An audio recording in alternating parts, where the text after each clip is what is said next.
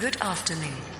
You are now entering Sapo Studios. Frogs and species of all kinds are welcome. Fasten your seatbelt. You are in for quite a ride. Initiating Scratch Track Saturday in 5, 4, 3, 2.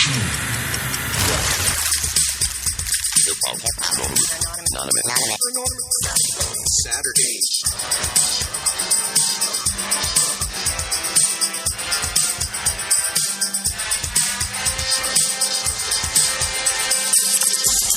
Hello, everybody. Welcome to Sapo Saturday's Scratch Track Sessions. You got your boy, ASAP Froggy, the one, the only, Bingus Frog. Ribbit, y'all. Welcome back to the art department. Thank you for being here with us on another beautiful Saturday. We are Sapo Studios. Our goal is to bring the majority of profits and ownership rights back into the hands of artists. We operate under the umbrella of the Notorious Frog NFT project, aka Frogland. Do your own research, but get involved. We have plans to unveil a marketplace where you can buy and sell stems and do a whole lot more. But until then, we're talking with artists, jamming with them, and chatting with them about life, music, and NFTs. Today, we have Greg Reveret in the studio. Thank you so much for being with us, Greg. Thanks for having me, man. It's good to be here. So I was looking at your bio, and it said that you have South African roots. The leader of the art department here is also South African, Keith Botha. Botha. He's never said it to me like that, probably because he knew I would bastardize it. But yeah, he actually did a lot in television programming in South Africa, worked on Big Brother, and a bunch of other major productions out there. Were you born in South Africa? I was born in France, in a little town called Cormeilles-en-Parisis. And when I was 9 months old, my parents moved us to a country called Lesotho, which is like a small country inside of South Africa. So that was still during apartheid. So during those days, I'd have to cross the border to go to school and into South Africa and then come back to Lesotho. And, wow. Yeah, weird times. Very. Yeah. And so did you see apartheid break, or had you already left the area? Apartheid, I'm born in 84. Apartheid ended in 94. So I've lived about nine and somewhat years in apartheid. But it was an interesting upbringing, I guess. Lesotho is not really where, mostly like black people, and we were one of the very few white families in the area. Mm-hmm. And so that's why we had to cross the border to go into South Africa, where we had to go to an all-white school. That's just how weird it was back then. And then we would have to come back, and then I would play with my black friends, because that's how just my mother worked in a school there in Lesotho. So it was a weird, thing where I had like two lives growing up, where I went to this all white, like tradition, like religious school, like it was like completely disconnected from my real life. But that's just how times were then. It was weird. Right. And was that a time in which you were already invested in the whole music culture, or did that come for you later in life? It came, I would say, after. So after Lesotho, we had a civil war, and then we fled to Namibia. And that's when I bought my first pair of turntables, and I started DJing like Hard House and stuff like that. Was that a means of just getting out some of the aggression of the times, or was there something that influenced that move? The rave culture back then was really cool. We had what were the movies back then? Train Spotting, Human Traffic. Do you remember Human Traffic? I don't, but I remember Train Spotting. Yeah. Yeah, I mean, that's not obviously that was a dark story, but back just then, a tad. the rave culture back then was it was really, it was where it was at for me at least, and I'd always dreamt of DJing, and then Eventually, I've moved to Cape Town, which is a bigger city, and I'd start DJing in like bigger clubs and pursuing that. And, then became a producer, doing drum and bass, signed to a label in San Francisco, which would have then, that's how I kind of came to America, because I came for a show a good friend of mine called Reed Speed. She owns a label called Play Me Records. They're like a bass music label. She booked me for a show at Sound in Hollywood. And I was like, "Oh my goodness, this is Hollywood." And then they were like, "Yeah, like actually Hans Zimmer studio is like over there, and that's where this guy is, and that's where." And I was like, "Wow, okay, I gotta leave everything behind, just ditch, and." Long story short, I went to go get my stuff, and then I just begged to become an intern at Remote Control at Hans Zimmer's place. Okay, so I want to rewind a little bit, and we will get back to this point. And as you should, because I had to stand up, fix a couple technical things, so I missed a little bit at the beginning, as well as our audience did, because we got rugged. Oh, did we? So they missed the whole beginning. So just catch me up quickly, as well as just give me cliff notes, Mr. Goldman. Well, yeah, I mean, he started off in France and then moved over to South Africa, then to Namibia, where he got his first DJ setup, where he started to get into the whole house music scene. There was apartheid growing up, so he was going to an all-white school on the other side of a line, basically, that he had to travel across. So he would go to school on one side to the all-white schools because that's just indicative of the times and the area, and then had to come back in order to play with all of his black friends and be on that side of the line, and it was just wild times. And then once he was. What year was that? That was probably 1992 maybe. Oh yeah. Yeah. And so what I wanted to take it back to was you talk about getting your first turntable set up when you get to Namibia. Yeah. And that's when you get into the house music scene. Did you just teach yourself how to do that? What was the impetus for picking that up? Did you have like a friend that was doing that and they kind of showed you the ropes, or you were like, okay, I'm going to grab this new piece of equipment that I'm interested in.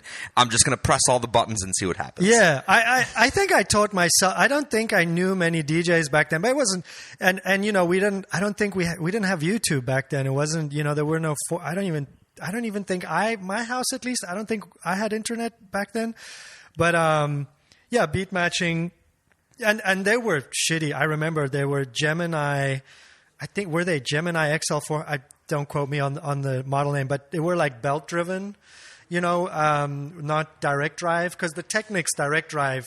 I don't know if you've played with turntables before, but the direct drive, like when you push it, it keeps steady. Whereas a belt drive, when you push it, goes woo, woo, woo, woo, woo, it has to slow back down. Right. So you got to be really careful with like how you how you touch. A lot more finesse involved. Yeah, and then I'd go to the nightclub, and they would obviously have like Technics, like really cool gear, and I'd messed up so many sets because of that. Because my turntables were so different. But no, I digress. So yeah, I taught myself how to do the beat matching thing. I was never really good at it, though, I'll be honest. Well, you must have gotten good because at some point you did get enough recognition to be able to go to San Francisco and do that whole thing. But I'm curious also, as a result, forgive my ignorance, but as a result of the whole apartheid thing, was there a certain level of control over the music and other media that was allowed to be consumed by the population? Certainly. And did that kind of influence one way or the other what you were able to listen to and therefore what you were able to produce? I think that for me it was a little different because my family's French, and so we had no role within. It was just like where my parents came to work. So it was more just like our environment was as such.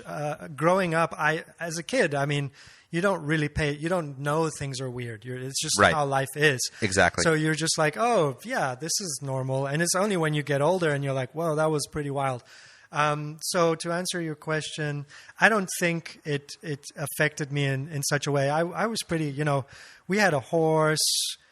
We played outside, and it was pretty normal. It And when you made the move over to San Francisco and ultimately decided to stay in the U.S., your family all stay back in South Africa? Yes, yeah. Or in Namibia or Cape Town? Yeah. You've gone to so many different places. Yeah, we moved around a lot. Yeah, they're in Cape Town. Yeah, we're all in Cape Town. Yeah. Okay, cool. So you get a chance to go back and visit and still immerse yourself in all of that. Yeah, it's cool. It's great.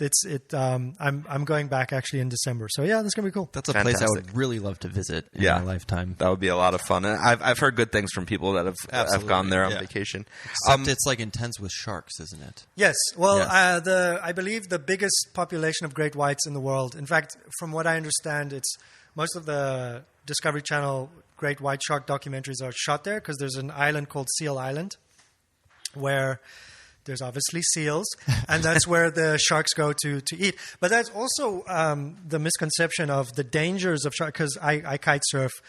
And that's a lot cool. of the That's time, hard, man. It's actually way easier than surfing. Really? Way easier. Yeah. Well, yeah, because I would imagine because you've got something to grab onto, right? It's like it's something that you can learn. Like you can't learn surfing. You got to practice.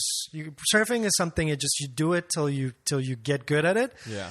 Kite surfing is if you take it's kind of like skiing. It's like you take lessons, you're good. Like in 3-4 lessons, you're up. Okay. Until a huge gust of wind just comes and takes you away. Yeah, but so Cape Town is one of the capitals of world capitals destinations for kite surfing. A lot of the world pros practice there because we have like insane winds, like super gusty winds in Cape Town. Do you know who Susie Mai is? No. Oh, she's like a professional female kite surfer. Oh wow, who I was friends with. Oh cool. I didn't know. I didn't know. She was for a while. We used to go hang out with her in Laguna Beach, but wow, it was awesome to it's fun. I just thought it was a small community, and you guys would maybe like all know each other, or you'd hear of people since you followed it. I stopped a while ago. LA. It was tricky with work and everything. But So Cape Town kite surfing. What I say? Oh, you sometimes the sharks. You may see them. You may come across them, and they, because they eat seals or whatever, they usually don't go for people. It's like it's a misconception. But that's still terrifying. Yeah, I don't know if I'd feel comfortable with that. just hoping that the shark is full on seal.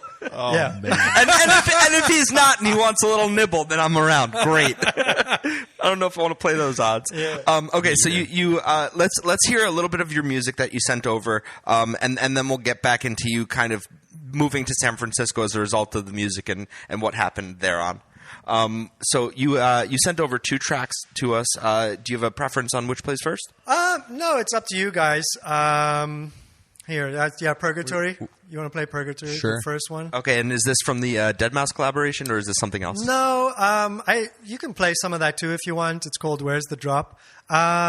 This is it's a piece that I did for Sergei Polunin, who's like a ballet dancer. It was my first ballet piece that I'd ever done. He's got a documentary called Dancer on Hulu, like kind of an interesting guy. He's like, so he used this as his backing track to dance to for live performance? It was really cool, like really interesting for me because I'd never done ballet, and I did it to a book, to a story, and I only had like 7 days to do it. And he's obviously he was I believe from what I understand, he was the youngest principal ballet dancer for the London company. And the London company, from what I'm told, is the highest achievement you can get in ballet. I hope the ballet listeners are not throwing stuff at their speakers. Feel free to correct me. They're up in arms right now. But, I'm getting texts left and right. So to be a principal dancer is obviously just like it's the Oscar, and he was the youngest to ever come to that level. It's amazing. But he's also like a very outspoken guy. I think he's got a face tattoo. Like he's a interesting guy. Hardcore. Really, really cool, interesting dude. And So did he come to you with a concept for this piece before you put it together? yeah, it's like it's 3 parts. It's hell, purgatory, and heaven. And I got purgatory, which is cool because it's like it's neither here nor there. And I think that's like what I tried to do in the piece is to be evocative yet never really like go. It's like you don't want to be anchored, but you don't also want to feel like you're taking off. You kind of just want to feel stuck, but also like in a very neutral. It was a weird journey that I put myself onto, and I didn't have a lot of time to experiment.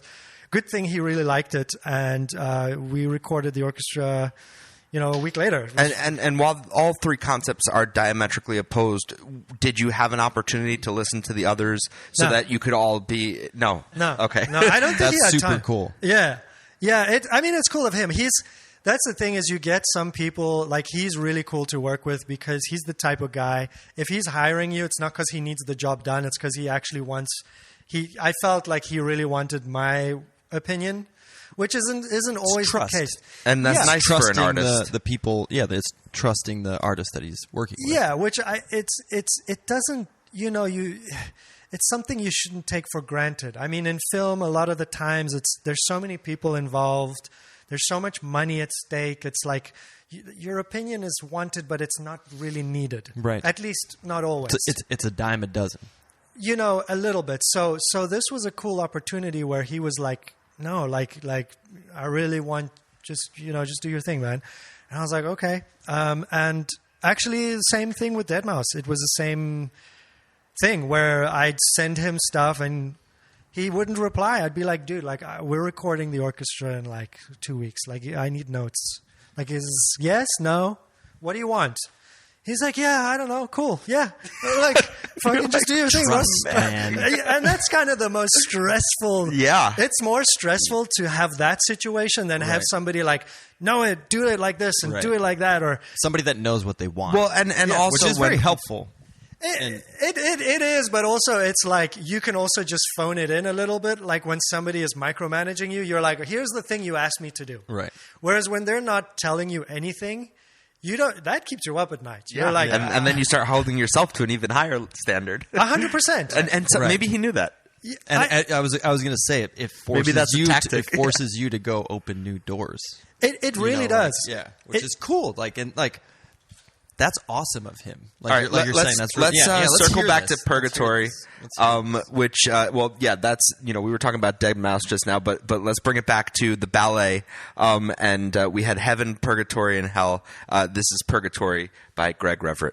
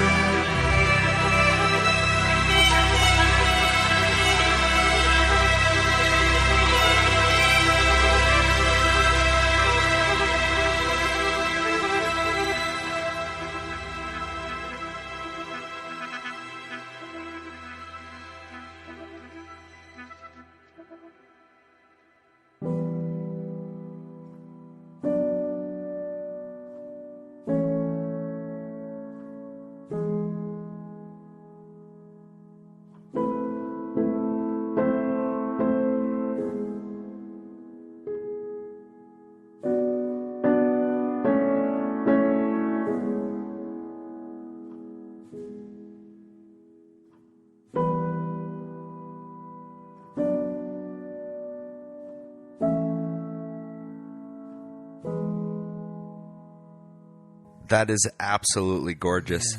And it really does lend itself to ballet. Did you get to see the final performance?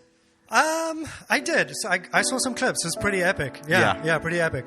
And I'd imagine the first time exploring that medium to see it come together with the movement must have been amazing for you. Yeah. It was a cool challenge. Again, it's way different from the film process, and it was great. The cool thing with it is that I also didn't have anybody to ask how is the correct way. Like, how do you? Because with ballet, they choreograph to your music, which is an even bigger responsibility. That's why you can hear the music kind of goes through these chapters. Sure. And it's very distinguished, which is cool. It's like it even changed how I felt, right, in those moments, which amazing. Like, I nod my head to you because that's thank you, sir. That's very, very well done. I appreciate very that. Well done. Thank you. Yeah, thank you. For me, I was like, oh my, like I have to write a script in a way because there's no dialogue. Yeah. I was going to ask if you had certain imagery that you had seen in your head, sort of, that you associated with the piece so that you knew kind of where it was going, or if it was just a feeling for you. Yeah, I mean, I think also Sergey has, like, he's got this one video, I think it's called Take Me to Church. It went like viral on YouTube. It's got like 10 million views or something. Yeah. Hosier? Yeah, he did like if you look it up, he did this, and I kind of always had that in my head. And I think that you just have to trust that, it's weird. Like, you just have to like be like, okay, fuck it. A lot of this is all going back to trust. You know? So it's like not only trusting in the people that you're going to work with, but trusting in yourself as an artist. Absolutely. When that person that trusted you put you in that position, gives then you you the have to opportunity. trust yourself. And it's like the passing of trust. And it's interesting when it's you as the human that has to like pass it to yourself. Yes. And sometimes that's a difficult Very. moment. It is. I agree. Now, in terms of, you said that you kind of came to San Francisco because of the turntable thing. I was signed to a label called Muti Music. Yeah. So how did you transition into this whole kind of ballet and cinematic film scoring and sort of more classical type compositions? I think I always wanted to be a film composer. In South Africa, I'd studied as a sound engineer only because, like, you can't be a film. I mean, maybe now, but at the time, there was just no industry. Like, there's no if you're going to do anything in sound, at least you work for a radio station or a film, like a TV station network. And that's what I did. So I studied as a sound engineer, and I always did radio ads, like recording, just stuff like that. But I always was trying to I was always writing Hans Zimmer, copying his stuff, and dreaming of that. And then were there instruments that you were playing at the time? Because you said that you picked up turntables, but clarinet was the only actual instrument. Yeah, clarinet, okay. And then obviously piano. And then so it was like, for me, I think I just wanted that opportunity to and when I came to LA, I'm like, this is it. This is the place, like, I have to figure it out somehow. And with respect to clarinet and piano, were those both things that you were also self-taught in? I took lessons for clarinet. My father, he'd bought a clarinet in an auction, and he's like, "You're playing clarinet now." I'm like, "Thanks." I hate it. You know what's funny? We actually both played clarinet growing up. Are you serious? Yeah. I was not good at it, but I didn't know that. That's great. I wasn't great either, but it was I remember fun. running around my balcony or the patio as a kid. My sister and I with our clarinets. Like, wow, why? As a little fourth graders. Why clarinet? Is that a school thing or? I don't know. I mean, we in school. I had to. We had to pick instruments for school. I don't know why I chose the clarinet. I really have no idea. Thinking back, I feel like I would have been much happier as a saxophone guy, and I have no reason for that either. Right. I thought the saxophone too, but the reason I didn't, and I just remembered this flashback right now, was the music teacher told me that I could not play the drums. Oh, that wasn't allowed. Oh. So she was like, like that I wasn't doing it good. And actually, and I was like, well, shouldn't I learn? Yeah. Yeah, is that the whole point? No, just go play the clarinet. Any wind instrument. But no, actually thinking about it, my father's father who passed away when I was very young, so I didn't have an opportunity to really know him too well. But he was a professional singer and clarinet player. So maybe my father decided that he wanted me to play the clarinet. I don't really know how I landed on that. No flashbacks for you, huh? No, must have been something in the family. I mean, I kind of regret not knowing it better. Like now, I wish I could shred on the clarinet. That would be pretty cool. Super dope. You know, it's Like, such a cool. Well, as Rod Stewart says, can you I still wish I play? knew what I know now when I was younger, right? No, yeah, I can't. You know who's When's the got? last time you tried? I don't know. I don't even remember. Hey, Dave, let's bring out the clarinet. Yeah, bring out the clarinet. You know who did a cool? Do you know Deru? Benjamin Wynn. His name is Deru, Deru. No, but he's we'll like look this him up. really cool, like electronica. He lives in LA. He's a film composer too. Super cool electronica. And his latest, I don't know if it's his album called 1979, I believe, uses a lot of clarinet. Really, really quite cool in an electronic. That's really awesome. Check it out, yeah. So, Shout out. so let's go ahead and rewind again. So you mentioned the Hans Zimmer internship. So you were in San Francisco for a while, Yeah. And then what kind of put the Hans Zimmer thing on your radar first of all? And then when you say you begged for the internship, how did you go about doing that? Did you send them emails incessantly? Take me through that. Yeah, I'm trying to think of the intro. It was for at the time. This is 10 years ago. Remote Control, which is where it's all happening. They used to post their jobs on Craigslist. Like you used to be able to go on Craigslist and it would say Santa Monica film composer seeks assistant. If it said Santa Monica, you knew it was remote. 9 out of 10 times. There's other guys in Santa Monica, but that was usually because a lot of the film composers are there. There's like, I don't know, 30 studios or so there, and they're all there. And I'm trying to think how, I'm trying to think of my first. How did it work? Oh, I think I remember actually, yeah.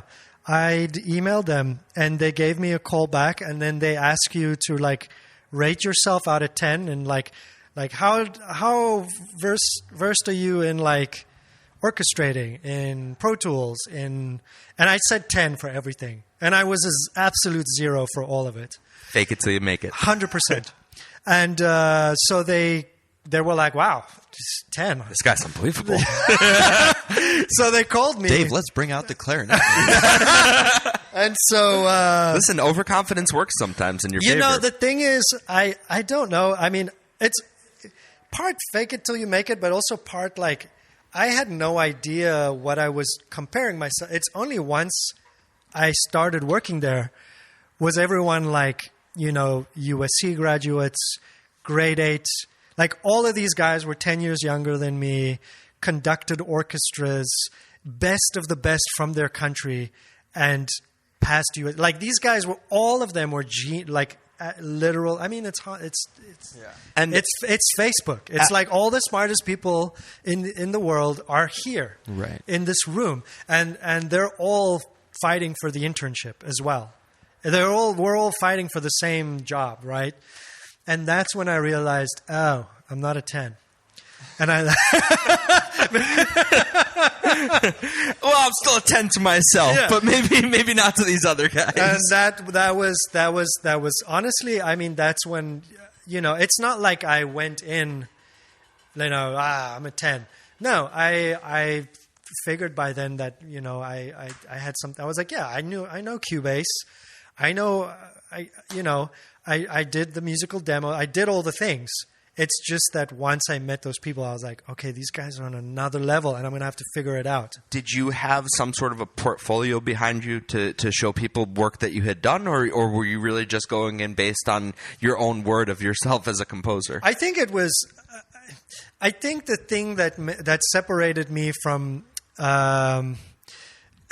It's hard to I don't know why they chose me, but I think for me it's like, honestly, determination. I think that's just a very cheesy thing to say, but I wanted it more than them. Yeah, no, and that happens. That's just as simple as it is, and it's like if it's fucking go! No, but it's true, and I remember that. I remember, because before they you do all these literal tests and exams. Like you write, there's written. It's like they give you these sheets and they're like, okay, like go on the network and grab these files and load this, whatever. Like this whole workflow test, and all that stuff can be taught. I mean, Right. like I can teach. It's like kite surfing. It is. Yeah. It's 100% the same. It is. But seriously. Yeah. It is. Yeah. It's very true. Good callback, Dave. Yeah. And Thanks, man. and I think that some of these guys, because they pass. I mean, listen. By the way, I wish I have utmost respect for USC. I don't want to make it sound like I speak down on it, but the problem is there is a sort of entitlement where it's like, well, I'm from USC because it is the best. It's the Harvard for film school, for film composition, anyways.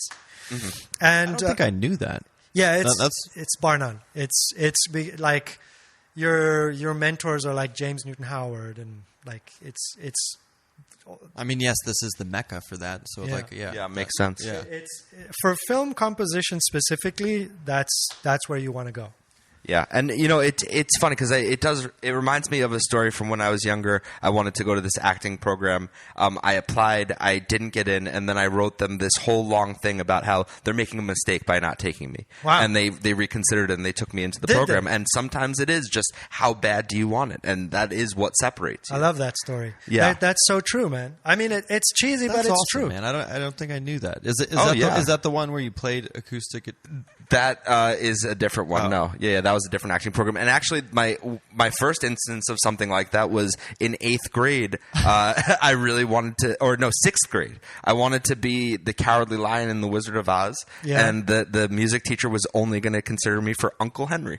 And I said, no, I'm reading for the Cowardly Lion. Wow. And I did the impression for him, and I got the part. Wow, So, nice. See, sometimes you just have to assert yourself and Yeah. show how badly you That's want good, it. man. Belief. Yeah. Yeah. So Yeah, you got. definitely. So you do have it in you. I got to once in a while, Once Let's in a while. bring out 6th grade Dave. Yeah. So you get into the Hans Zimmer program. How does that open up your possibilities in terms of what you're then able to do career-wise, if at all? I mean, it was a rocky. So I worked for a guy called Heitor Pereira. He's a very tough guy. He's kind of he's famously known for being one of the toughest guys to work for in this town. And I think that's why I also got the job, is because, it's like I could take the punch. And Right. and I actually, so I believe 30 days in, so I get the job. I'm trying to trace back here. So I get the job. I move to LA. I'm sleeping on a friend's couch. 30 days into the job, the main assistant, for whatever reason, is moving on. And they kind of pull me into a room and they're like, hey, man, so, we're, lace up. Like, we're putting you in the seat. Yeah. And Going up to the big leagues. yeah, well, in terms of just being a lead assistant. Yeah. I was by then a tech assistant, so just more managing the equipment, and the studio and stuff. And I was like, I'm not sure this is what I want to do, because the lead assistant was more like phone calls, meetings, taking notes, staying up till 3 a.m, like listening to the director notes and transcribing. And I mean, job description aside, did you feel like it might be putting you in a position that you would want to be in, so that you can then pivot into what you actually wanted to do with them? It's a good question. I mean, for me, I feel like I'm constantly at that point.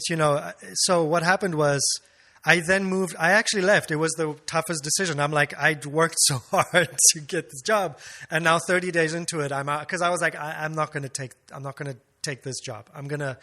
The tech assistant thing was comfortable because I could navigate and kind of observe what's happening and also participate without being, because that's the thing, is those jobs you can get stuck in. Nobody wants. It's a tough job.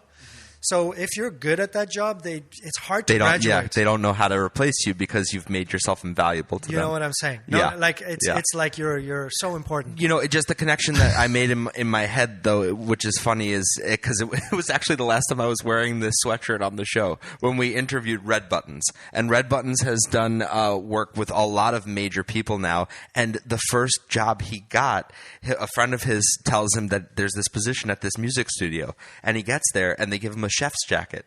And he's like, wait, I'm going to be a chef? And he just goes into the kitchen. And he's like, you know what? I'm in the building. Wow. And he made his way from the kitchen into the recording studio where they were very impressed with what he did and was able to make that transition. And it was just about being in proximity. And that's kind of what I was wondering with that role. And I understand what you're saying with an assistant especially. They don't want to let that go. It's tricky because what you're saying is absolutely accurate in that for me, if I was to give advice to anyone who's starting out, it's like, make yourself useful. It doesn't matter. In any capacity. Nobody cares that you're a great musician. Just if you're like great to work with and you're not going to stick your nose. If let's say sometimes the directors would come unannounced. They'd just show up and we'd be like, whoa, we don't have, usually we put sandwiches out, whatever. You know, are you okay with cleaning up the dishes?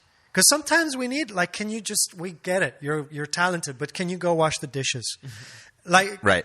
Can you be humble for a second? Yeah. Like, can you just, and not only that, but can you just be like pleasant?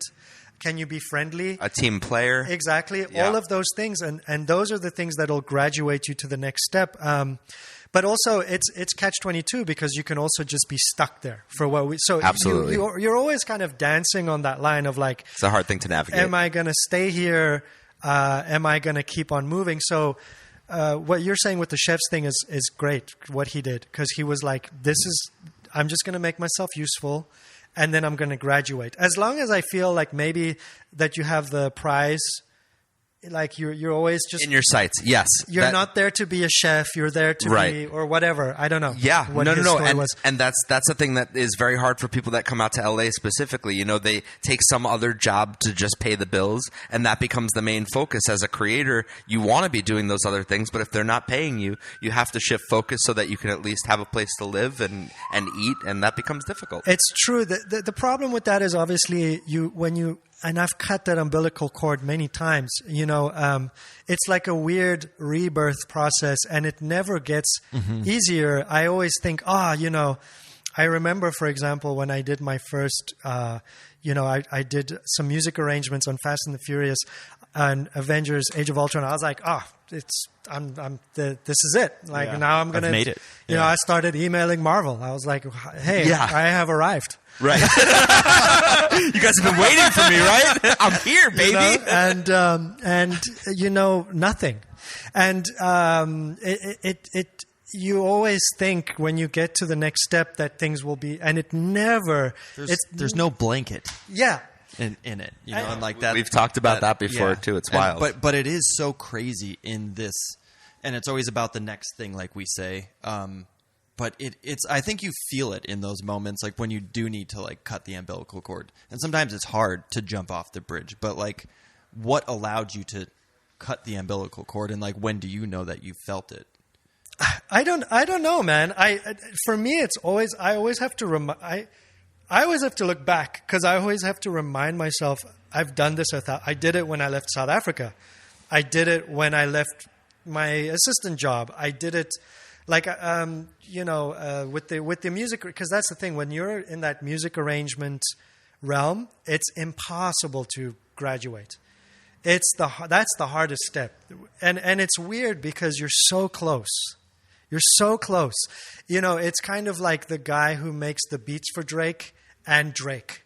It's so close, but it's so far. Right. It's so far. Right. No one knows that guy. I'm not trying to, I don't know. This is a very bad generalization, but I'm just talking about the credits. Like, sure. No, that happens all the time. There's always someone in the background that it seems like they should be just as notorious for what they do because they make such a large contribution, but it just doesn't work that way. You know, and so it's really hard, and it's kind of what you were saying. You kind of have to constantly, like, leave it's like you're leaving, your house is on fire, and you can't take anything with you. If you want to go to that next step, and it's weird because you work so hard. You're just like, if I just write one beat for Drake, then like that's all I want. I'm done. That's what you tell your friends, you know, when you're 15. You're like, dude, if I just see I remember I was like, if I just see my name on the credits of like Fast, like, that's it. Like, I don't care. Right.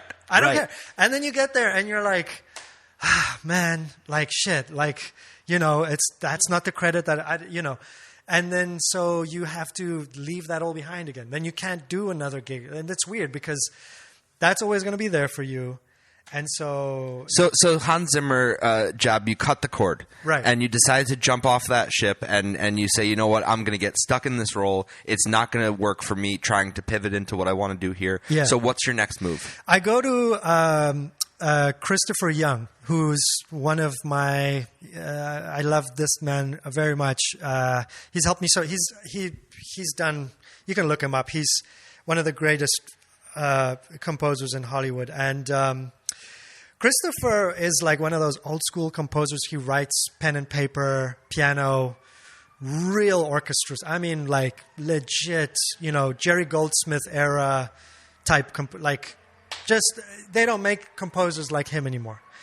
And so this ties into what you were saying with the chef. It's like I was a synth guy. I was a drum and bass producer. I had no place being around a guy like Christopher Young.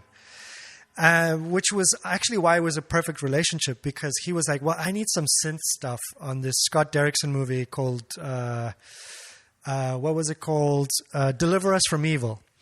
And I was like, perfect. He's like, yeah, I just do synth sounds. I don't care, like whatever. Just, and he gave me full opportunities to just make sounds for his score.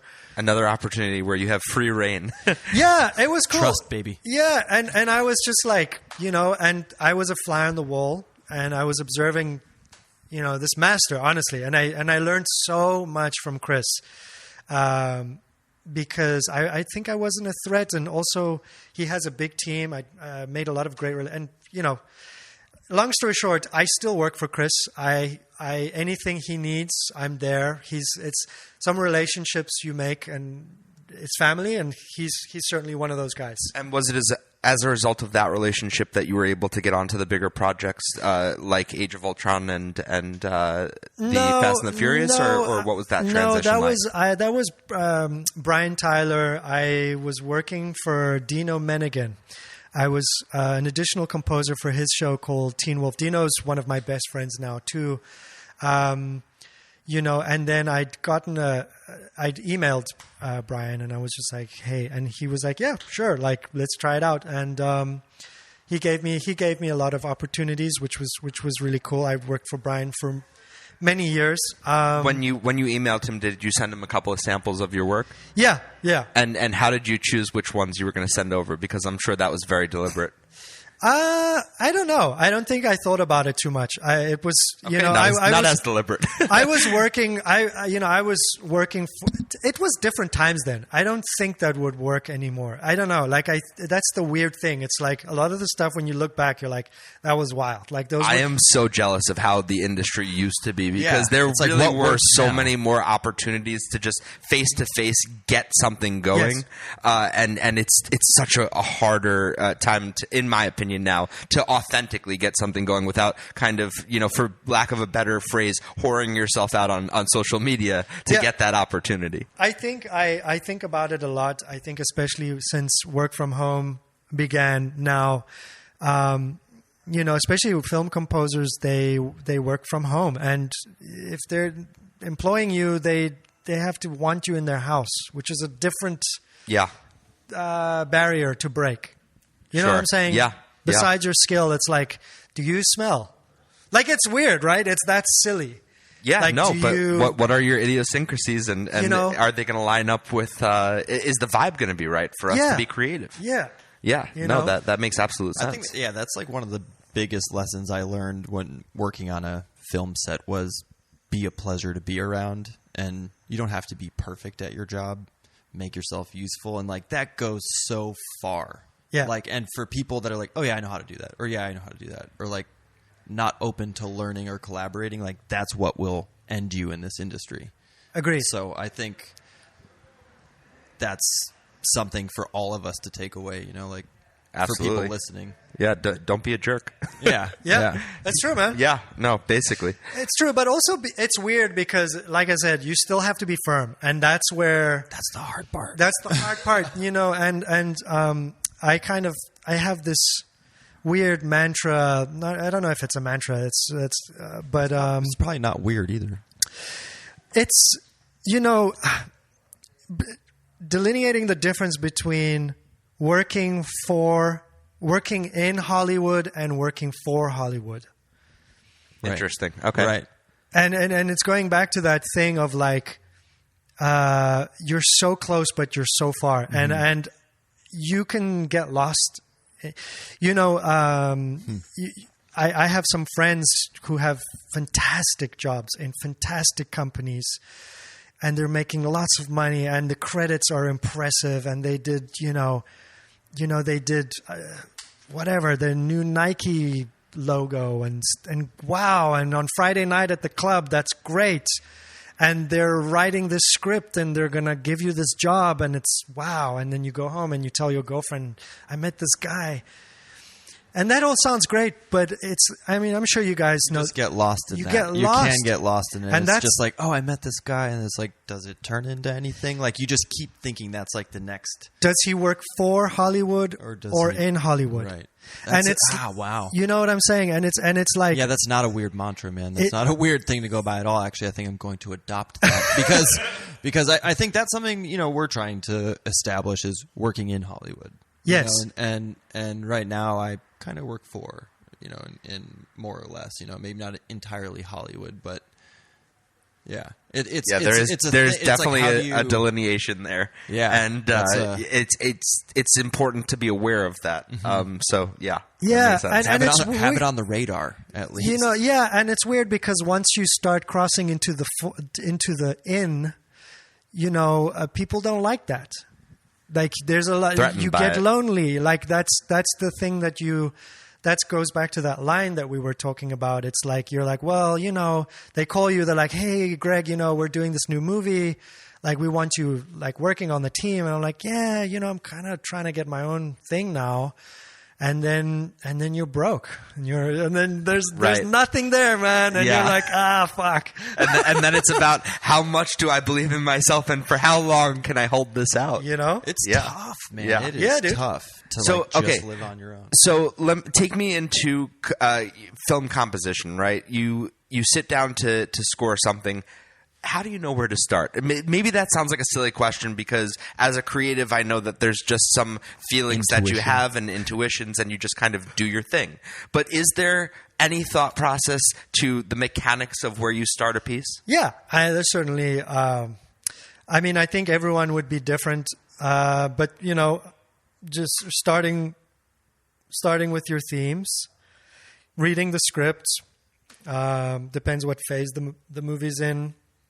What the director wants, you kind of processing the data is a big part of it. Is it different from project to project in terms of how much they give you in the way of direction, or do a lot of these films have a lot for you to work off of in terms of they already know exactly what they want to evoke and they just need you to get there for them? No, I think even if they know, they never know because especially with.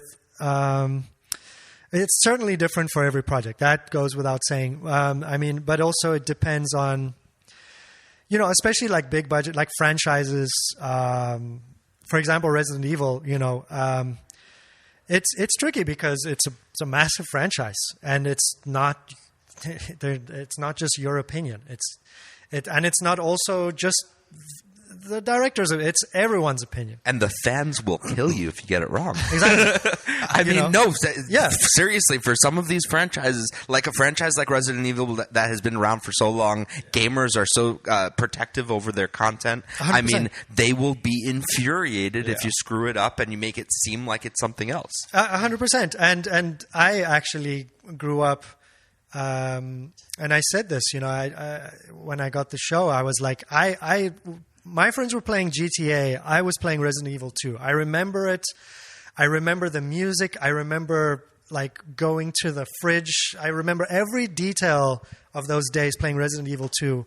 The Resident Evil kids were the kids my mom told me to stay away from. Yeah, but I'm just kidding. Probably, dude. And so yeah, it was like, honestly for me, I was relentlessly hard on myself to kind of, because I was the fan, and I was like, man, how many times do you like put on these things and you put it on and you're like, the guy just phoned it in. I'm not doing that. I don't care. When you got that gig, was that something that you were vying for, or was that something that someone just reached out to you about? No, I pitched for it. It was a long pitch. It was during COVID. It was a whole can of worms. So when you got the call for that, being a fan yourself, you must have been over the moon. Yes, I was. And also, the weird thing is, it was also shot in Cape Town, my home. Oh, where I live. wow. Yeah, Okay. not only that, but also the story was based, and there was no connection with them. I was like, "Did you hire me because of?" They were like, "No, like that's It's a nice coincidence. Yeah. But a lot of some of the scenes was where I actually grew up because like the Raccoon City, where it's like not a post-apocalyptic, but where Umbrella Corporation, they build this housing for the people. It's like all this template housing. That's Right. like a middle, like weird copy paste housing. And so it was weird because my mom would see the big location, the set, the crew, and she'd send me stuff on WhatsApp. And then like a week later, I would get the footage, So that was a trip. That is wild. Yeah, that was really weird.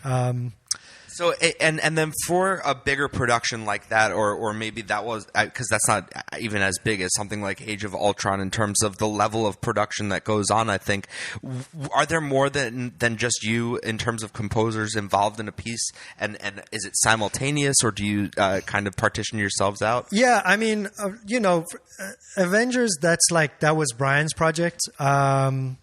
So yeah, in that situation, you're just servicing Brian.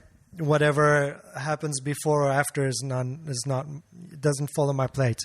In terms of Resident Evil, yes, I was the composer, and that's my responsibility. But I mean, even in terms of individual compositions, does someone come in after you and maybe make some modifications of their own and tweak it, or is it solely your piece? When you... No. I mean, it's not like when you're doing a film score, it's team. It's like I'm trying to think here. What's the guy? What's cut the restaurant cut? What's the? I was just thinking about food and chefs, and I don't know the restaurant, but I'm with you. Wolfgang Puck. Yes, Wolfgang Puck. He's not making your steak. Right. But that doesn't mean he's not the chef. He's the chef. It's his recipe. It's his. He's the way, and not only is the way he orders it, but the way you make it, in the how long the butter, everything, etc.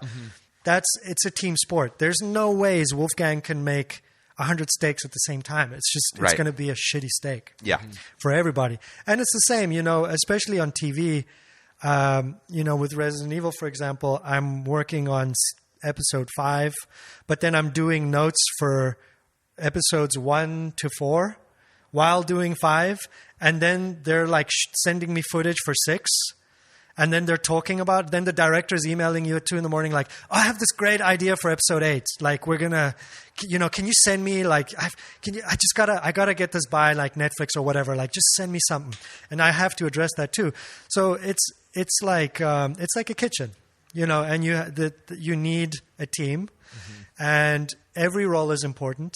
When you work on a whole season for something like that, how do you go about addressing the idea that you want a sense of the music to be congruous throughout, but you also don't want it to be monotonous, and you don't want it to feel like it's all the same, but you want it to feel like it's tied together? That's a good question. I mean, I think that's the art form of film composition. I mean, that's stuff that I learned from Chris. That's. So there are almost tactics that you employ that you can pivot and say, okay. Is that like using the same keys throughout? Or like varying? No, I would say having like good themes, but also the way that your themes are structured, that they're not too repetitive. There's certainly there's some tools that you can use, like playing your theme backwards or... There was a video that I watched that talked about how there's a set of 4 notes that you find in like all of the major epic moments in motion pictures over the last 100 years. Do you lean into any things like that where you use some of those classic tactics to evoke a certain emotion that's in all of us and ingrained in us for so long? You mean referencing old scores? Mm-hmm. Certainly. The one that they referred to, I think, started off as a Gregorian chant, and I don't know. I think it might have been da, da, da, da, something like that. I know it sounds. Sick, bro. That was fucking awesome. Ridiculous coming out of my mouth. Do it again. I think maybe what I'm no film composer. I know. I'm not sure about that. I have to. Yeah, they just talked about it with like a lot of the epics like Star Wars and things like that. They're just these major moments in these huge motion pictures that you find these four notes in a lot of different scores. Sure. I totally would believe that. I don't think anybody's reinventing anything in any score. Especially in the modern days even with music, right? Like nothing's being reinvented. It's just kind of being right. Hashtag Ed Sheeran. And the thing he pointed out with the four chords that are used in music and every song, and he was saying that dated back to like the when he was getting sued. Yeah. So like I'm wondering if it's like that same. I think it's like where the art comes in is like the context that you give it, and that for me is where I always think about that. I'm like, I know I'm not reinventing anything, and it's probably better not to, because you don't want to intimidate or alien, you go over the audience's head. Yes. It's always nice to have something familiar, especially with TV, right? Like even me, when I watch TV, I like to see something that's a little familiar, like I love, for example, me personally, like a good cop movie, like, Bruce Willis. Me too. I watch Die Hard every Christmas. You know what I mean? and I love the one man against the world type thing. A good car chase, explosion. Like there's something about that. That's just my day. Yeah. So with the score too, you kind of want to, and I think I actually tried a lot of that in the Resident Evil score, because the Japanese composers, they were using like piano. It was very like piano orchestras, nothing crazy about it, but it was that sound. Yeah. And that's what I love about Resident Evil, was just that it wasn't horror that's trying to like rip your face off. It was like beautiful, actually. It was, this quite well written classical music. And I was like, that's kind of strange. That's what makes it unsettling. It's not this clank, clank, clank. It's this beautiful thing, but it's like, why? Eerie. I don't trust it. Yeah. It's a false sense of comfort. So they're to play with context. Yeah, and do you lean into like keys to evoke a certain emotion? Like D minor would make you feel that like no, uneasy. Actually Hans does that a lot. Actually, that's what D I was minor. So I was literally going to say that earlier, but I wasn't sure if I was going to like say something that was incorrect, but I feel like I heard that Hans Zimmer did a lot of his scores in D minor. A lot of stuff in D. That's because you've got the low, the B flat. It's a good key because you. Let me try. How can I say that? You've got a B flat in the 6, right? Which is what he does a lot. He does, so the classic Hans Zimmer thing is, the Batman chord is 1 6 1 6, and pa pa. You know what I'm talking about? Yeah. The da da. So that's 1 6, but he's going. I believe he's going 1 with the bass note. I'm trying to think. I'd need to hear it, but he goes D and then B flat, which is a nice low bass note. I think it's just that I've never asked him. I don't know. I'm just trying to guess, but it certainly lends itself well to. He uses a lot of synths, obviously. The orchestra. Some keys you get, like C minor, it doesn't really work that well for that. Like C is too low. I know it sounds like it's very close, but when you go C on a synth, it's too. It's like, when when D is your home note, your one note, it's still audible and it's still bassy enough that it feels good in your gut, in the theater. Yeah, and before you pivoted to the D minor thing, I just wanted to mention that I think that sense of comfort that an audience has with certain music that then is used as a tactic, that's something that they did in musical theater a lot. They would play all of the songs that you're going to hear as a part of the prologue, so that you would kind of hear that without any of the singing to it, but you would hear all the melodies and things, so that when you got to that song later in the show, it was almost like you recognized it without even knowing it. And it gives you a sense of comfort, like you're part of the greater production. Whose idea was that? I don't know. That's way back when. Huh. Yeah. Yeah. That's just that's an old pretty awesome. Yeah. That's a good example. Yeah. Okay. So in terms of composition for film and television, that's mostly piano, orchestral, that type of thing, versus the drum and bass type stuff that you do. Do you have a preference in terms of that type of creative outlet? A preference in terms of... Do you enjoy one more than the other? No. I think what I like about film is that it's always something different. And this is, again, maybe sounds a little cheesy, but I do get bored if it's the same. Like, even with film, it's, if you're just doing superhero movies, it gets boring. I know that's a champagne problem, but no, listen, but it's true. That's fine. It's what you're experiencing, so that's what we're talking about. I kind of personally, I like when the ballet. I'm like, I don't know. You figure it out and open new doors, man. I love that. Yeah, it's so cool. You look back at it, and you're like, wow, that's pretty. Wow, that happened. It gets into this like. I think it's because I'm always in my head, and when you're doing those things, you have to be out of your head, right? Because you can't. That's like, especially the level at which you're working, you can't be second guessing yourself the whole time. Yeah, in your head, you're dead. I think Gary Vee said that. Somebody said that. In your head, you're dead. And so when you step out of it, you kind of appreciate the creative process, because it becomes this kind of spiritual thing, because you do have to step out of your head to allow it.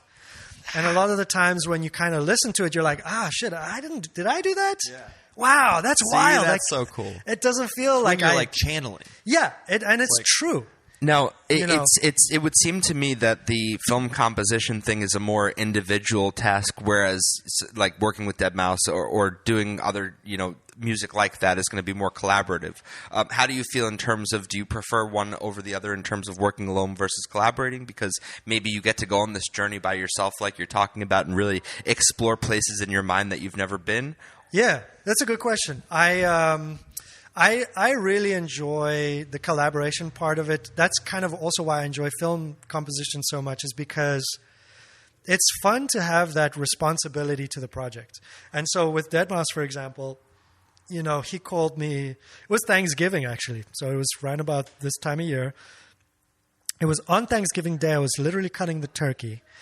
And he was like, hey, man, I want to do this, orchestral thing, can you do it? I was like, hell yeah, dude. Do you know how you got on his radar to begin with? Yeah, it was an interesting thing. It was he was streaming. Actually, by then I'd quit. I was working for Junkie XL, the guy who did Batman vs Superman, Mad Max, and I worked for him for Deadpool and a couple other movies, and similar thing where I was like, I think I'm done with, I need to go to the next phase of my career. And I'd quit. And you got balls, man. It was, those are some big moves, though, See, that's cool. And it's like, it's brave. And it was, I think I was going through like a 6-month drought. I couldn't find work, and I knew I always had the arranging thing, but it's going back to that for Hollywood thing again. Mm-hmm, right. You're just another year's going to go by, your rent's going to be paid, and nobody cares. Right. What are you going to have to actually show for it? And it's like, so fuck it, man. And I was just having a shitty day, and deadmau5 was streaming. And I was like, I've always been emailed him. It's funny. I was looking at old DMs, like trying to send my demos, like in my drum and bass days. And he was streaming, and he was like, "Hey, like, what was he saying? I actually have the video, the link. Anyways, so he was like, I will listen to your demo. If you send $10, I will donate it to charity, like on live stream, right? Send $10, send your song, and I will give you feedback, and we'll give it to charity, and it'll be a fun thing." And that's amazing. And whatever, and obviously the internet broke, Right? And I was like, yeah, fuck it. I'm gonna send him like some score music that I was like, everyone's gonna send him techno or whatever, right? I'm gonna send him film stuff. And I was like, he's probably never going to listen to it. I do it anyways. I forget about it because it's just a live stream. It goes on and on. I go make tea. My laptop's open, I hear my song. I'm like, is that my... No way. I was like, deadmau5 is playing my thing. And so I'm losing my mind. And then, Twitch, there's a chat. Yeah. Scrolling it's up going on the side. Nuts. Yeah. And he's like, was he just playing your stuff alone, or was he playing over your stuff? He was like playing, I guess, randomly people's stuff and giving it feedback. And then my piece came up. Okay, so he wasn't like playing music over your music and collaborating with it live. He was just playing your piece. He was just feedback. Playing it and be like, yeah, like work on the kick drum or whatever, Okay. and Sure. But so my piece comes up and he's like, I call bullshit on stream. He's like, I call bullshit. He's like, this guy, and the whole stream's like, fuck this guy. Like, he's like, and he Googles me and he's like, Gregory, he starts reading my IMDb. He's like, holy shit. He's like, everyone, I can't remember. I'll send you the link. Yeah, send it to us because we'll repost that on the Twitter so people can check it out after this. And we'll add it to this video. Yeah. And then he was like, he straight up on the stream, he's like, dude, nice to meet you. And then he was like, would you be interested in, like, just on the spot, he was like, would you be interested in doing this for me? And I was like, nah. Yeah. And, nothing came of it. And then, like I said, I'd got the call suddenly on Thanksgiving. His manager called me up and was like, hey, Joel, he's on tour. He said, like, to call you and, like, just, like... Joel, you just doxed him. No, I'm kidding. And, and the bear market, man. Everyone's doxed. Yeah. And that's how it happened. And, That's pretty amazing. And that's, again, yeah. You just have to shoot your shot. You have to believe in yourself. And even if you think nothing will come of it, like, you say, why not? Fuck it. Sometimes you got to go walk away and make tea. Yeah. That too. Yeah. It's kind Take a of breath. Yeah, man. So you guys collaborate on Where's the Drop in 2018 as a result of this. Yes. And let's play a piece of that. So we can get to that on Spotify, yeah? Yeah. Okay, so why don't you pull up Where's the Drop? And while you're pulling that up, ASAP, I do want to ask you about. So this, I was seeing on your page, it led to 2 sold-out concerts. Did you have anything to do with the live production of that? Yes, Okay. all of it. I was music director, so it was another one of those things where I was like, I don't know, like I have no idea what this isn't my field. And did that scare you, excite you, or both? Both, because it was tricky. They wanted non-union players, which I don't know if anyone is listening is a union musician in LA. That's impossible because they were going to be filmed. So you can go dark. You can get union players who will go non-union, off camera, off the books, cash. This was not that. This was, no, we're going to film it. It's going to be, and we also wanted non-union. And we also need you to be the best, which is just like, it's, asking, it's a lot. Having your cake and eating it. Yeah. Eating your cake and having it. And so there was that, and like getting good players of that level. It was fun. And then also we'd done it in Dolby Atmos. So we worked with, I think it was L Acoustics, and we'd ripped out the sound at the Wiltern Theater, and we replaced the the rig with Atmos. That's awesome. Which is crazy stuff. When you're at the Wiltern and you're hearing your music in that space, do you have to pinch yourself? It was an outer body experience for me. Like seriously, Yeah. I don't remember any of it. Wow. And like legit. It was just outer body. I was behind.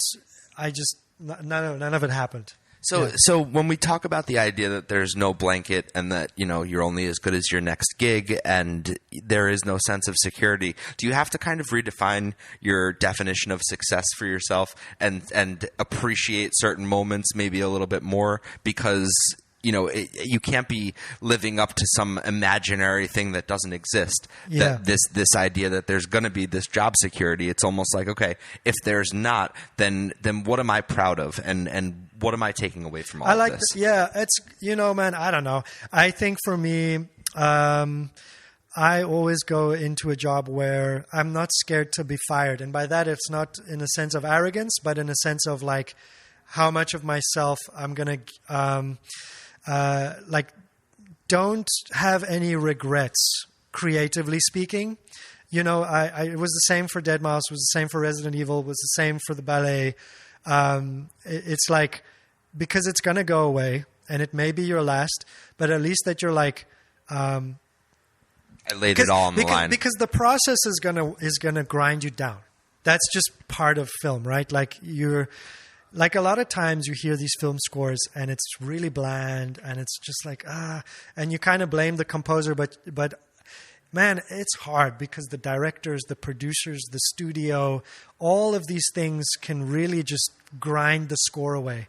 And sometimes the composer, they worry too much because they have a mortgage or they have kids. I don't know. Like, it's like they just can't lose the job. Mm-hmm. And I don't blame...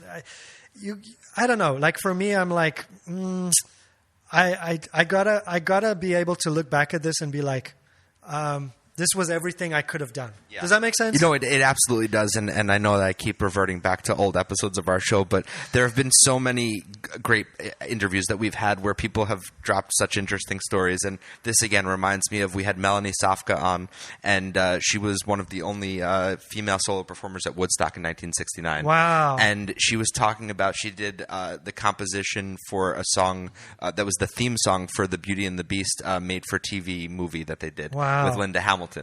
And the producers are asking her, I don't really like this song. You got to change this. I don't really like this song. You got to change that. From her first take. Her first take, they showed it. Immediately, from the first thing she submitted. After, let's say, 5 or 6, she was so burnt out. And she said, you know what? Fuck it. I'm just going to resubmit the first thing before they tainted it at all. She resubmitted it, and they said, oh my God, this is perfect. And it's almost like they had never listened to it initially.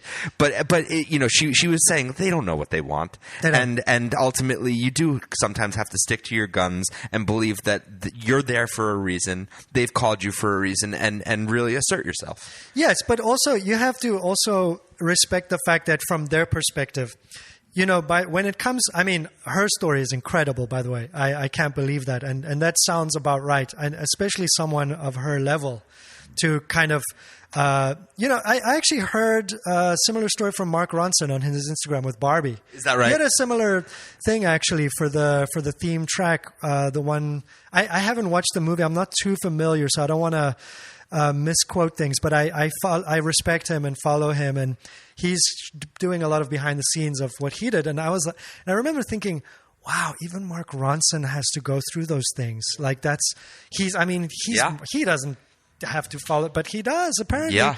And so everyone jumps through hoops at some point. The thing is, when it comes to film, they've been sitting with it for years. It's coming to you usually when you're working on the score. It's 6 months before release, right?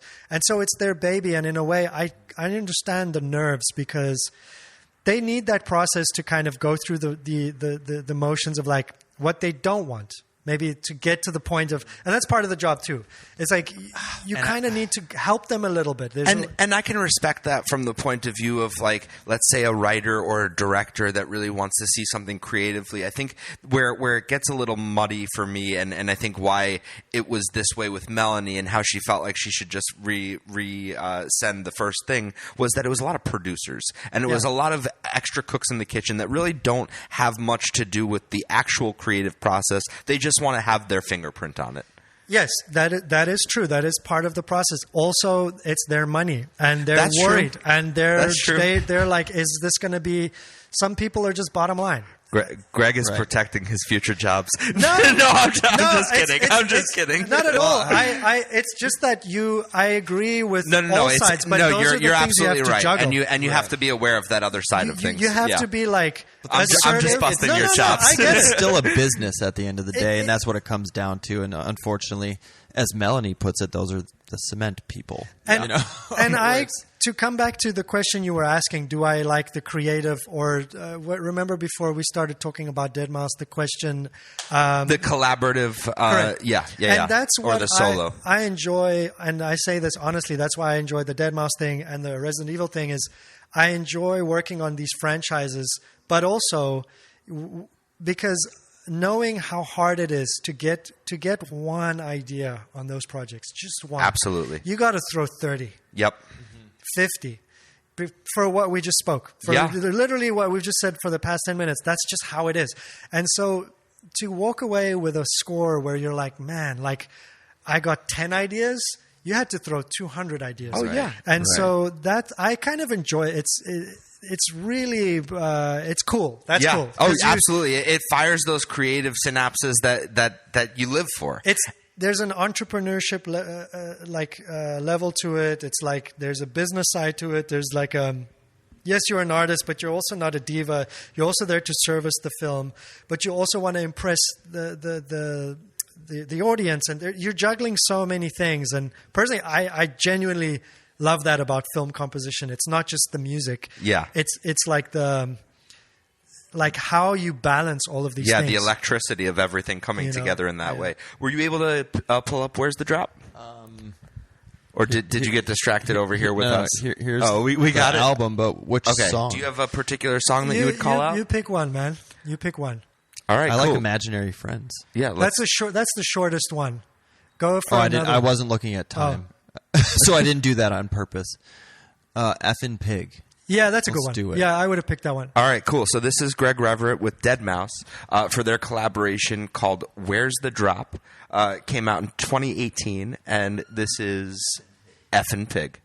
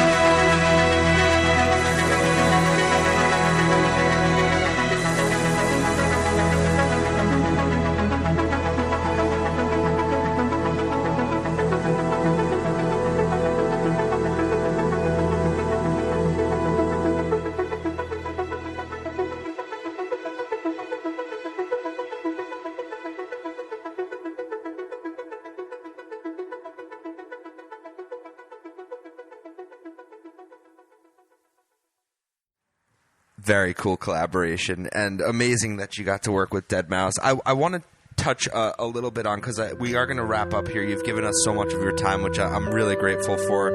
It's been really interesting talking about the ins and outs of your career, where it started and where it's going. I do want to talk about the whole Web3 thing, because I know that in some capacity you are involved in Web3. When I was looking at your Twitter, I saw that you did some composition for Bored Ape. No. Those okay, are just, so I'm mistaken. No. Those are just fun.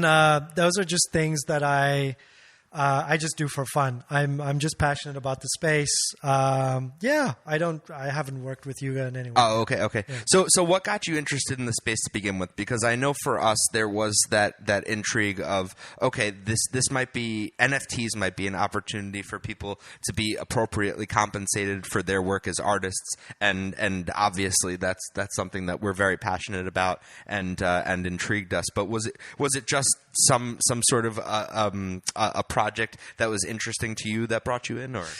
No, I think who is it that says culture on the blockchain? Is that Yuga? Somebody says that. That's like a call to action. Yes, I believe it is. That's Yuga. a Yuga line. I don't, not 100%, but I think so. Yeah, for me that's pretty much what it reminds me of, like, going to drum and bass parties and being part of a community, or skateboarding or hip hop, and I think that's what the blockchain provides. I think a lot of right now it's buried in the noise of crypto and NFTs and pictures of apes, and I think that eventually that we're gonna move on from all of that stuff. But it's true that for me, what attracts me to it is culture on the blockchain, and yes, the technology is fascinating, but I just like the people, honestly. That's what. And you were go ahead. Do you think that this technology could have solved the strike if the agreements were? I think. I mean, look, it's one of the examples. That's actually why I like to do the. If you look at the recent thing that I did for Other Side, not for other, I did it, for fun, as I said. I hired an orchestra. I did it top to bottom, out of my own pocket. No bloat. I did it. It was streamlined, fast, cheap, directly to. Just real fast. It's something that the blockchain. It's kind of like, if you think of it like donating money, right? You see these people on Instagram for the strike. They were like, send money to this fundraiser, and I'm like, when is that dollar going to hit the pockets of that person striking on the street? Right. Like, when is that guy going to see his $10 that you sent him? Or will it at all?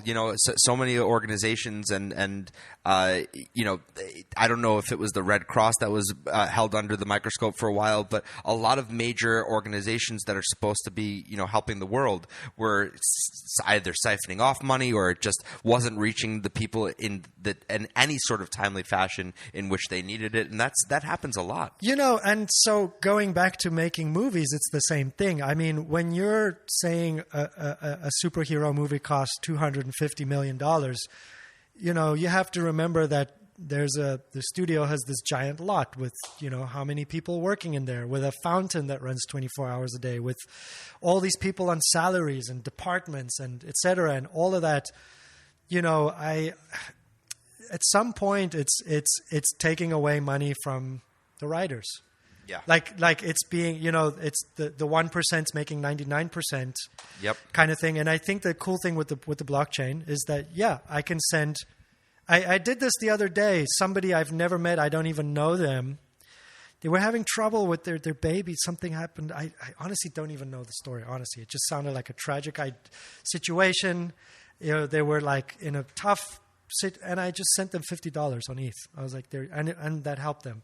Everyone just sent this guy money, and I'm like, that's. And so for me as a filmmaker, I want us to. I just think that that's how we should make movies. I think we can make really cool movies like are made in Hollywood for cheaper. Mm-hmm. We can make them faster. We can, there's a lot of smart people in That's what I really like about this community. It's like everyone's really smart. Yeah. It's just All walks of life.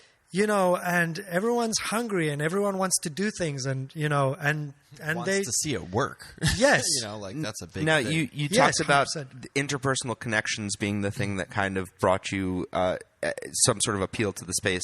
What were there a lot of in real life connections? I think you were saying beforehand, before we got on mic, that you've met more people as a result of having joined the space than in years. Yes. So how did that translate over into in real life? You weren't nervous about meeting these people you met on the internet? No, Because no. we're always, as growing up, we're warned against meeting people in real life, but it was a pleasant experience for you. No, 'cause I mean, it isn't always. I disagree because if you look at, like, for example, dating apps, right? It's the problem with the current version of the internet is that it throws everything at you, and you're left with like sorting everything out, right? It's like the cool thing with these communities. I mean, even within respective NFT communities, they're all different, right? Like the gods, right? I've been to some of their parties. Yeah. Completely different community. I mean, I was like, not for me. Not in any way bad, but just like a bit younger, like just I actually different. went to a D-Gods party and someone thought I was Frank, Oh. the owner of D-Gods, and like he was convinced that I was this man. It was Wow. the And funniest like situation. I was like, dude, I'm not him. Wow. And then and like all of us that were with like him were like, he's not him. And the guy's like, I get it. You don't want Wow. anyone to like come up to you, but I and know. he came back and gifted me a little on-chain monkey, No ways. like little pin. That's Here's a little hilarious, on-chain man. monkey pin, man. Yeah. Shh, I know. Insistent I over know. the fact that you I were know Frank. it's you, dude. That's but, so funny. But shh, we'll keep it down. So. I actually want to meet the guy. Is it Sunny? He Yeah. works for D-Gods. He Yep. seems like a really cool guy. He does a lot of events around here. But so these are curated groups of people that you go and you meet, and it's like-minded individuals, and that's what I went to the Renga party. I don't know. You guys were probably next to each other. Yeah, I was at the Ring Up party Oh, as yeah? well. Yeah, it was a lot Actually- of fun, and that was something else with the roller skaters coming out on the stage. Yeah, in K-Town. Yeah. You guys Yeah. were standing next to each other. I know That's it. crazy. Yeah, I that mean, is yeah. what we probably were. And I still have the napkin you gave me. I actually kept it on the move. Oh, there you it says go. Renga Yep. on the napkin. Yeah, yeah. no, that was a very cool party. But And the T-shirts. Thank you for the T-shirts, Yes. David. Yeah, you're welcome. Yeah. Yeah, I love that T-shirt. So, with respect to like, the masses adopting this technology and us moving forward with this beautiful idea that is NFTs, which can really save a lot of artists and create a lot of new projects in such a wholesome way, give people the creative power back.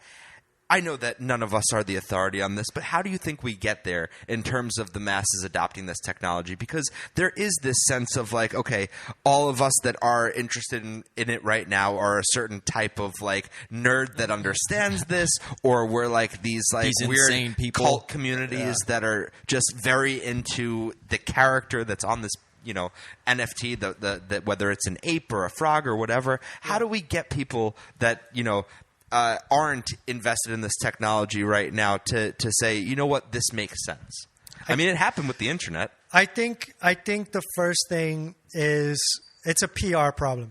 I think we need to stop using the word NFT because that just immediately gets the eyes rolling. As soon as I makes start sense. saying NFT, people just stop listening to Yeah. me. I think people associate it to the wrong. Well, it's kind of like crypto, right? I mean, crypto is because some people are like, "What's NFTs?" I'm like, "Oh, it's kind of like crypto," and they're like, "Oh, crypto." I'm like, "Well, Then they've checked out. It's a So- scam, man. It's a exactly." scam. I think that it's kind of look. I'm gonna just come up with a different analogy. Let's say Magic the Gathering, which I know nothing about. The reason why I'm not involved in anything Magic the Gathering is because it seems a little Magic the Gathering-ish, which is not my cup of tea. Right. For whatever that means. And you have to know all of their That's terms. my own projection Yeah. onto what it means because I might have seen it on a film of what those type of people dress like or look like or how those communities look, but I'm pretty sure that if I went to a party and I met those people that I would have the best time in my life. And I think that that's where there's that disconnection. And so I try to come back to that thing of culture on the blockchain. In fact, I I want to try and I've had this idea to make. Actually, I wanted to speak to A-Bomb about this. So if you're listening, bro, but like to make a lifestyle show of NFTs without ever saying NFT, without ever shilling what project, never saying ape, I don't care. Just being like a cooking show, right? Like you're eating the food. I don't need to know where the food comes from or what it is or where you're from. Who cares? Just be like, oh, wow, I'm in Italy and I'm eating this beautiful thing and life's great. I think people will be more inclined to be like, oh, yeah. I think that makes a lot of sense. You know what I'm saying? That's actually pretty cool. Rebranding is in order. A lifestyle television. Yeah, and Yeah. I think it's about making it less technical, Yeah. less about the cryptocurrency money aspect and this NFT thing, which then you have to explain what non-fungible token Yeah. means and all of that. Who It's cares? like that really is irrelevant, like you're saying. I don't need to And, know yeah. how you cook a steak. Just like, you ever watch like Action Bronson, his show, Fuck It, That's Delicious? Yep. Fuck, That's Delicious? Yeah. I don't watch it for the cooking. I watch it because it's inspiring. Yeah. It's just this happy man eating, drinking wine, smoking weed. And I'm like, but I'm here for that. Yeah. And so I see people like Sonny, who I don't know, but I watch his Instagram. He's doing basketball games. There's De Golf. I'm not even a De Gods fan, but I'm like, he's doing all these cool things. Like I met A-Bomb via golfing from 10KTF. So if you wipe away all the brands and all the culty type of, not culty, but like, all the little mini groups. Yeah. And just be like, hey, like we're just people playing golf because of these things that we bought online. Yeah. That's pretty cool. That is pretty cool. That is cool. And I feel like anyone would want to be a part of that. Absolutely, and I love that sentiment. I'm going to go ahead and kind of wrap it up right here. You've given us so much of your time, and I we're do just so want to say grateful one for thing. It. Yeah. That a biggest part of this technology is the money doesn't go into a room and then decide where to be spread. It's like that's what the smart contract is. It's like it's not going to a room of people. Or a payroll department, and then Right. deciding, we're going to keep half of this money that you should be entitled to, and then like disperse it out to the little people or the creators, Agreed. which And- is insane. and, And you know- like that is the thing that will revolutionize like the time that we're in, is once the masses understand that. Well, and to Greg's point, when he was saying about are the people that really need it getting that money when they need it, Exactly. that's the whole point of the And smart that's the contract, solution. dispersing those funds immediately. Yes. As soon as that contract goes into place, As soon as the boom, commodity it's is bought. in everyone's wallet. As soon as this Yeah. commodity is bought and used, or whatever it is, the culture Right. on the blockchain, whatever it may be, Right. as soon as it's bought and used by the people that created it are paid instantly. Yep. And like that's what how it should be. Yes, Yeah. and like that's what Absolutely. people need to understand. Yep. Yeah. And hopefully we will get there. Yeah. But yeah, no, Greg, it has been absolutely fantastic having you Thanks here. for having me, man. Greg Reveret. Everyone should go and check out all of Greg's work. He's got a phenomenal catalog underneath him. He's done a lot of amazing projects, and we'll be reposting a lot of his stuff. We will repost the link to the Dead Mouse live stream if Greg sends that over, so you guys get a chance to see that. Really appreciate all of you being with us today and listening for the entire show if you have, or just tuning in for however long you tuned in for. We couldn't do this show without you being in the audience, so we appreciate and love you too.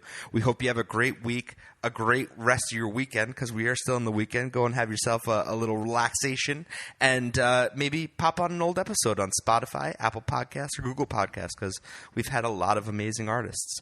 You have a great, great, great one. This is Sapo Studios, out.